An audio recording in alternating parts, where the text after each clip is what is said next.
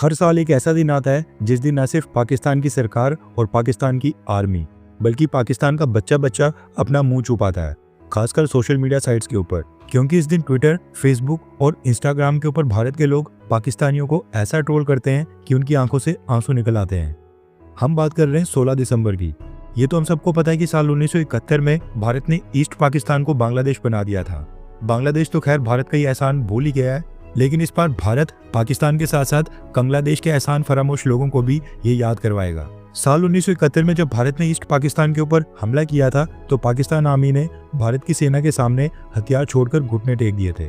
3 दिसंबर को इंडिया पाकिस्तान युद्ध की शुरुआत हुई थी, जो कि 16 दिसंबर तक चला था।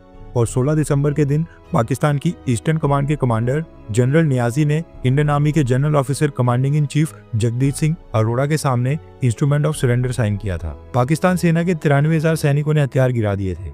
ये जो हिस्टोरिक पिक्चर है, इस ऐतिहासिक दृश्य की एक पिक्चर इंडियन आर्मी चीफ के ऑफिस में भी पीछे दीवार के ऊपर टंगी हुई है। और जब भी किसी दूसरी कंट्री से कोई आर्मी ऑफिशियल्स आते हैं तो वो बैकग्राउंड में इस पिक्चर को भी देखते हैं। और देखे भी क्यों ना, ये सेकेंड वर्ल्ड वॉर के बाद अभी तक का सबसे बड़ा सरेंडर है। अभी जो 16 दिसंबर है, इसको हर साल बांग्लादेश में विक्ट्री डे और भारत में विजय दिवस के नाम से सेलिब्रेट किया जाता है।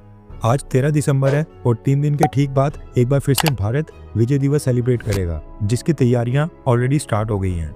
अब भारतीय सेना की जो ईस्टर्न कमांड है वो इस समय विजय दिवस को हर साल काफी धूमधाम से मनाती है। इस दिन काफी सारे प्रोग्राम्स किए जाते हैं। पाकिस्तान आर्मी के ऊपर भारतीय सेना की जीत को याद किया जाता है और जिन सैनिकों ने सर्वोच्च बलिदान दिया था उनका भी स्मरण किया जाता है। ईस्टर्न कमांड के हेडक्वार्टर्स वेस्ट बंगाल की कोलकाता सिटी में है, जो कि बांग्लादेश की नेबरिंग स्टेट है।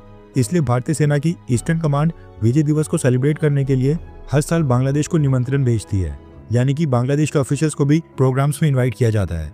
बांग्लादेश की सेना के कई सारे वेटरन्स और रिटायर्ड पर्सनल्स को भी इन्विटेशन दिया जाता है। पिछले साल तक तो बांग्लादेश में शेख हसीना की सरकार थी, इसलिए वो बांग्लादेश को रिप्रेजेंट करने के लिए हमेशा कई सारे ऑफिशियल्स को भारत भेजा करती थी। बांग्लादेश की सरकार और बांग्लादेश की सेना के लोग भी कोलकाता आते थे, लेकिन अब तो तख्ता पलट के बाद प्रोफेसर मोहम्मद यूनुस सरकार चला रहे हैं, जो भारत के साथ संबंध लगातार खराब करने का ही काम कर रहे हैं। लेकिन न्यूज निकल कर आ रही है कि इसके बावजूद भारत ने बांग्लादेश को विजय दिवस सेलिब्रेशंस में हिस्सा लेने के लिए इन्वाइट कर दिया है। रेफरेंस के लिए आपकी स्क्रीन के ऊपर आर्टिकल का स्क्रीनशॉट है। रिपोर्ट के मुताबिक भारत ने बांग्लादेश की इंटरिम गवर्नमेंट को आमंत्रण तो भेज दिया है, लेकिन अभी तक बांग्लादेश की तरफ से कंफर्म करके बताया नहीं गया है कि वो इस साल की विजय दिवस सेलिब्रेशंस में हिस्सा लेने के लिए अपने अधिकारियों को भारत भेजेंगे या फिर नहीं। इसके साथ ये इनविटेशन गवर्नमेंट ऑफ इंडिया यानी मोदी सरकार की तरफ से गया है या फिर इंडियन आर्मी की ईस्टर्न कमांड की तरफ से, इसके ऊपर भी कुछ क्लियर नहीं है। इंडियन डिफेंस ऑफिशियल्स ने कहा है कि अभी तक उन्हें कोई कंफर्मेशन नहीं मिली है, लेकिन वो उम्मीद करते हैं कि बांग्लादेश अपनी तरफ से डेलीगेशन जरूर भेजेगा। वैसे कई लोग तो कमेंट करेंगे कि बांग्लादेश को इनविटेशन भेजना ही नहीं चाहिए था, लेकिन फिर भी देखा जाए तो विजय दिवस को भी 3 दिन बाकी हैं। अब देखना ही होगा कि प्रोफेसर मोहम्मद यूनुस क्या फैसला करते हैं, एंड हम आपको वो भी इन्फॉर्म कर देंगे। इसलिए अगर आपने हमारे चैनल इंडियन अफेयर्स को अब तक सब्सक्राइब नहीं किया तो प्लीज कर लें।